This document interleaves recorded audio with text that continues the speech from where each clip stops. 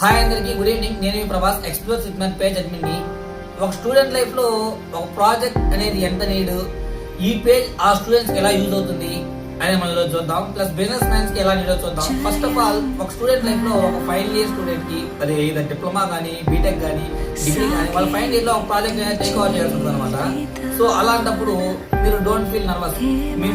మీరు ఈ పేజ్ ద్వారా మీ ఫైనల్ ఇయర్ ప్రాజెక్ట్స్ ని టేక్ ఓవర్ చేసుకోవచ్చు. సో హియర్ మనం అన్ని రకాల సాఫ్ట్వేర్ ప్రాజెక్ట్స్ అనేవి చేయడం జరుగుతుంది.